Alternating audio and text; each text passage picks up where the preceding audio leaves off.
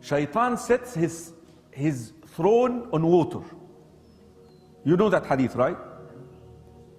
And he basically gives incentives to his helpers from the jinni. Whoever does the best job today in misguiding Muslims, I will place the crown with my own hands on your head. Disperse. Then the jinn would disperse to do their mischief. The shaitan, he sits with his shayateen, they're giving him reports. So one shaitan says, I made this man commit zina. And shaitan, he just hears him. This is in Bukhari and Muslim, so it's a sound hadith. And another shaitan comes and says, I made this man steal. I made this guy do this. I made this guy do that. I made this woman do this. I made this woman make, remove her hijab. So they keep on, submitting their reports to him. And then one shaitan, one guy comes and say, I made one man separate from his wife. And he says, you're the man. Anta, come, anta. And then he will bring him and says, sit next to me. You're my beloved one. This jinni will stand up and say, today I was able to separate a husband and a wife. You know what shaitan will say? Ni'ma ant. You are my man. Come out. And crowns him. Hadith Sahih Muslim, Hadith Jabir. Reflect upon this. Smoking weed is haram. Killing is haram. Adultery is haram. Name any sin you want. Divorce is not haram. Divorce is not haram. Why is he so excited? He's so happy about divorce. Why? Your enemy always likes to do what? Divide and conquer. Now he is able to divide the first unit in the community. Because look at your community. The community is made of what? Units. Imagine a wall, bricks.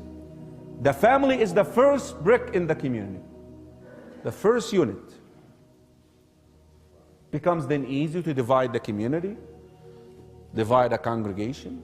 He has long-term plans. The one who separates between a husband and a wife, he is most beloved to shaitan.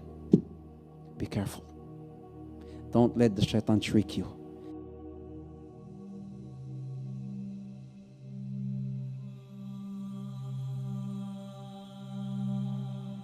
Iblis' throne. So people have been talking about Iblis. Where is he? His throne.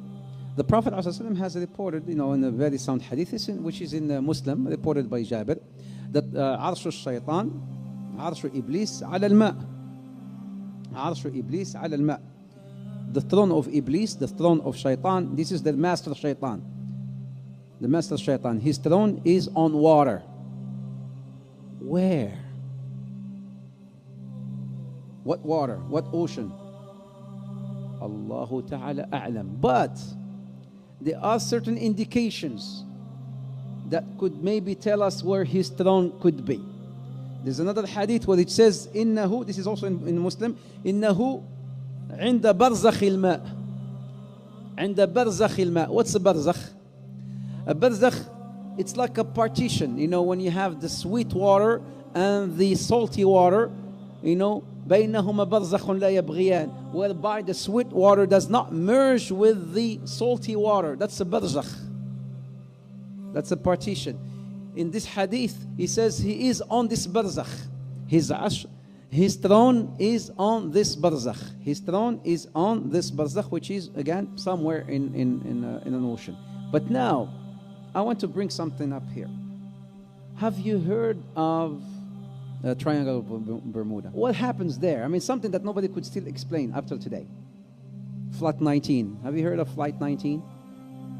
That disappeared. All these flights and ships that disappeared. The Tiger 1948. They got the black box. They hear the guy saying, I see something. I don't know what it is.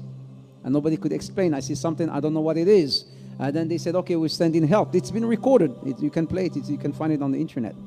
We're sending help. Is it okay? And then the guy comes back and he says, No, I cannot control the plane. I cannot control the plane. I don't know what's this. I don't know what it is. And then he goes back again and he says, don't send nobody. Don't send no one. Nobody can help. Don't send no one. And then he just, after some time, disappeared. It's not only one flight, but there's so many flights that disappeared and ships that disappeared off of this Bermuda. So some said, does that mean that maybe the throne of Shaitan is there? Allahu Ta'ala A'lam, but it could be.